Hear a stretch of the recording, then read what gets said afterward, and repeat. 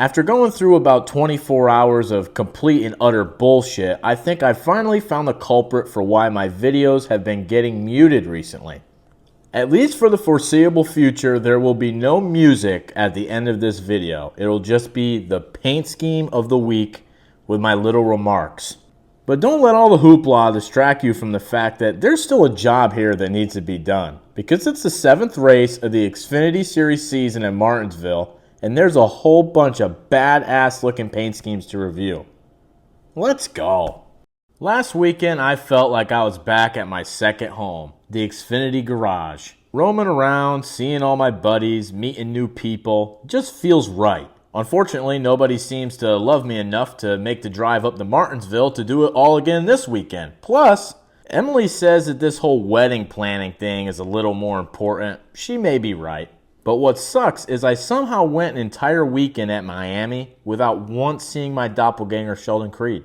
I tried to pull off the whole reverse psychology thing last week when I said Sheldon Creed is never going to win a race, and he finished 5th, so that didn't really work. So we'll just say Creed will win when he wins. 4. Somebody told me on my live last night that Carson Kvapil is going to win at Martinsville this weekend, and I don't think I've ever heard something more intelligent in my life. That's why I'm going to put every single penny of my name on Carson Kvapil to win the Xfinity race. That way, we don't have to do wedding planning anymore. We'll hire somebody. 10. I was really expecting Jesse Love to have a cooler in front of his hauler full of C4 energy, and he didn't. That's not very hammer of you, Jesse. 8. I've been trying my absolute hardest to get a free sample of these Alpha Prime Bites, brownies, muffins, whatever they are, for a week now. So far, they seem pretty stingy. Let me just take a poll of everybody watching this video. How many of you have actually had Alpha Prime Bites? The second poll is how many of you would be willing to try the Prime Bites if a critically acclaimed semi-professional reviewer like myself were to review them on my TikTok? Alpha Prime never misses, but they're missing a major opportunity to sell some more brownies. 10.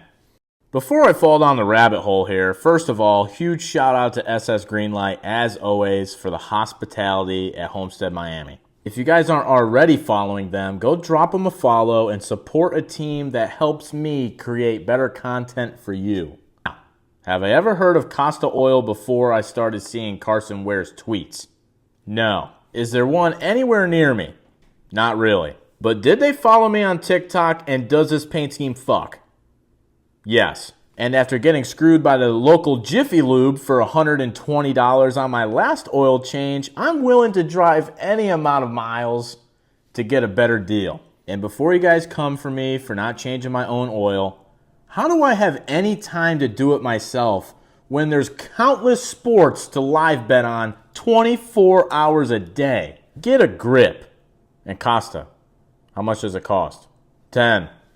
I don't think I've ever seen a happier crowd at a NASCAR race than I did on Saturday afternoon. I don't think anybody in attendance has anything against Kyle Larson, but when the guy dominates the entire final stage and laps up to 5th place, it gets a little boring. So I can still glaze on, but at the same time appreciate Sam Mayer for adding some level of excitement to the end of that Xfinity race. Whatever the plant is on this car looks like caterpillars.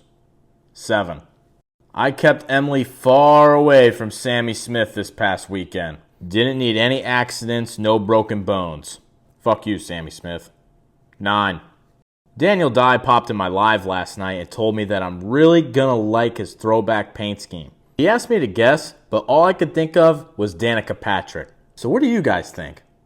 8. Josh Williams had pneumonia and wasn't supposed to race at Homestead, but I think after he saw how good Ty Dillon ran in practice, he got fucking scared. My 65-year-old coworker's had pneumonia for a month. They gave him a shot up the ass. He's been fine ever since. Does he complain every day? Yes, but he's going to do that regardless. 7. I felt truly honored yesterday because besides the race team, the driver, the crew, the designer, and the wrap guy, I think I was the first one to see this paint scheme. This puppy looks like it drove straight out of the Civil War right into the Coke 600. I even have a little bit of a behind the scenes. Check it out with chrome rims. This puppy is an absolute Beauty. And also, quick shout out to the truck driver for Greenlight because he let me get right up on top of the wall to record their stage 1 pit stop. When he first pulled me aside, I seriously thought he was about to hand me a fire suit and tell me to change the left front. Maybe next time. 10. Yeah, it sucks that Christian Eckes' car decided to explode like 10 laps into the race, but at the same time, their pit box was right next to SS Greenlight's, so when he got done and they broke the whole box down, I had a lot more room to watch the race. So thank you, Christian. Also, as soon as that box started to come down, I think the entire New Orleans Saints came down from on top of it. All of a sudden, I'm standing next to Alvin Kamara. I could totally take him. 6. Corey Day was doing everything but standing still in the pits. This dude did more walking up and down pit road in 2 stages than I did in the entire weekend. Partial glaze. 9.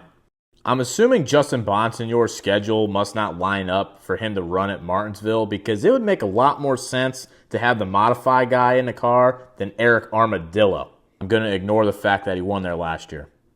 5. Oops, I skipped a number. If William Sawalich somehow pulls off a win at Martinsville, there's going to be a lot of rich people because books accidentally put him at plus 50,000. Fortunately, Hard Rock is not one of them. 9. Oh, look, we're heading to one of the 3 tracks Brandon Jones is actually good at. 6. I always like the beginning third of the Xfinity season when everyone thinks Austin Hill might actually be a championship threat. Then you get to the end and remember, oh, this guy can pretty much only win on plate tracks. 8. So I just looked up Patrick Staropoli because, quite frankly, I have no idea who he is. I thought he was that character from SpongeBob. Turns out Buddy is a Harvard grad and a retina surgeon. What the fuck is he doing behind the wheel of a race car? This has got to be the world's coolest midlife crisis. 8. Something possessed my mind last weekend to actually bet on Harrison Burton to win. Luckily, I've recovered. 9.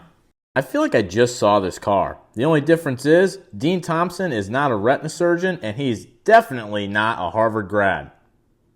9. I nearly fell out of my chair when I saw this on NASCAR.com. Is that a Jordan Anderson paint scheme? Must have hired someone new in the office. Hard pass on that energy drink. Maybe try another flavor other than shit. 3. I just still can't believe that Jordan Anderson actually got both cars on NASCAR.com. Although I still associate this car with Parker Retzlaff. 8. I was unfortunately able to see this car in person a lot, and after further evaluation, it still sucks. 0. Copy and paste every single thing I said on the Retzlaff car. Alpha Prime never misses. 10. Say it one more time for me. Alpha Prime never misses.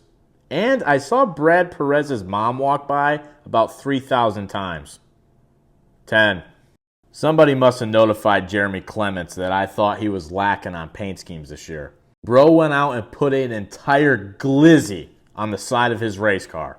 And it should get bonus points for running it at Martinsville. Somebody tell me in the comments, because I've never been, how good are Martinsville hot dogs? 10. Hey Mason, whatever happened to that guy that wrapped your car for Atlanta? You know, the one that put the number damn near underneath the car? He must have got a major ass chewing or something because they've been on point ever since. 10. Taylor Gray is a lot bigger in person than I had anticipated. 6. So I don't know much about Tyler Tomasi, but he does follow me on Instagram, and his name is Tyler. So he can't be that bad. And he's making his Xfinity Series debut this weekend. Congratulations. 1. The hospitality that Leland Honeyman and Cope Family Racing gave my buddy and his girlfriend was top notch.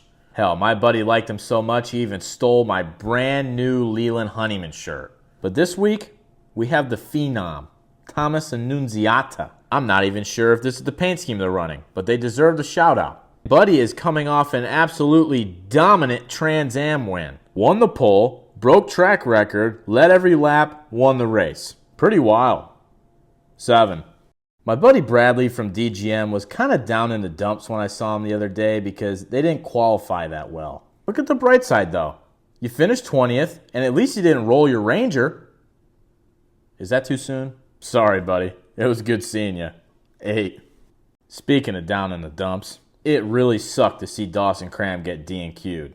They're on the entry list for Martinsville. I'm not sure if Realty is going to be on the car or not, but this is just a good reminder that if you want this diecast, you need to pre-order it before March 30th.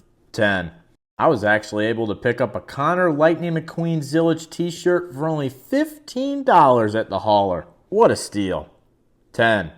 The bad news for Bradley, though, is that this car finished 30th and he did roll his Ranger. Sorry again, buddy.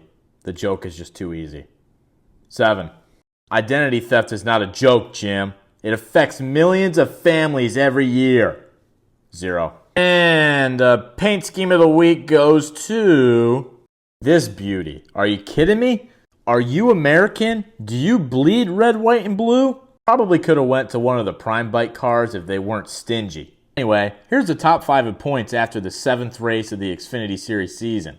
The number 14 of SS Greenlight with 99 points. The number 07 of SS Greenlight with 78 points. The 71 of Ryan Ellis with 77 points. The number 7 of Justin Allgaier with 69 points. And the number 44 of Brennan Poole with 69 points. See you next week.